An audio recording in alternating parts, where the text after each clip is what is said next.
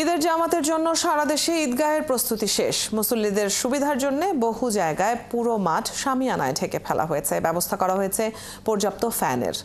এছাড়া সবগুলো ঈদগাহ সিসিটিভির আওতায় নেয়ার পাশাপাশি বাড়ানো হয়েছে নিরাপত্তা। সহকর্মীদের তথ্য ও ছবিতে এ নিয়ে দেখে নেব প্রতিবেদন। চট্টগ্রামে ঈদুল ফিতরের প্রধান জামাত হবে জমিয়তুল ফালাহ ঈদগাহ ময়দানে সকাল ৮টায়। এরই মধ্যে প্রস্তুতি শেষ করেছে সিটি কর্তৃপক্ষ। মুসল্লিদের সুবিধায় পুরো মাঠ শামিয়ানায় ঢেকে দেওয়া হয়েছে। ব্যবস্থা করা হয়েছে পর্যাপ্ত ফ্যানের।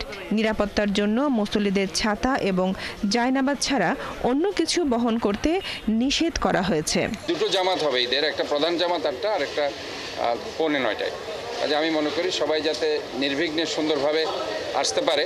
এবং এখানে মূল যে সমস্যা হয়তোবা আমরা মনে করছি, এখন যেহেতু খুব গরম, মানুষ হয়তোবা বেশি পরিমাণে আমাদের স্বস্তিদায়ক অবস্থায় রাখার জন্য কিছু ফ্যানের ব্যবস্থা আমরা করছি। সিলেটেও প্রধান জামাত হবে সকাল 8:30টায় শাহী ঈদগাহে। সেখানেও প্রস্তুতি শেষ করেছে সিটি কর্পোরেশন ও প্রশাসন। এছাড়াও হযরত শাহজালাল রাদিয়াল্লাহু তাআলা আনহু মাজার জামে মসজিদেও আয়োজন হয়েছে ঈদ জামাতের।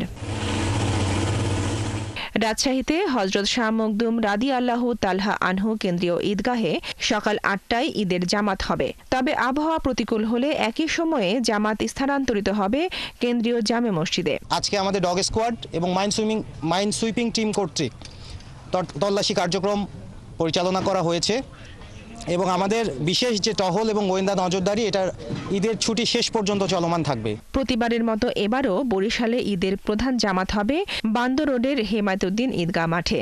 সেখানে একসাথে ৫,০০০ মুসল্লি নামাজ আদায় করতে পারবেন। নারীদের জন্য রয়েছে আলাদা ব্যবস্থা। প্যান্ডেলের কাজ প্রায় শেষ পর্যায়ে, আমাদের প্রস্তুতি শেষ পর্যায়ে আছে। এখানে প্রায় ৫,০০০ মুসল্লি ঈদের জামাতে অংশগ্রহণ করতে পারবে। ময়মনসিংহে ঈদ জামাতের জন্য প্রস্তুত আঞ্জুমানে ঈদগাহ ময়দান। সকাল 8:30টায় সেখানে অনুষ্ঠিত হবে ঈদের প্রধান জামাত।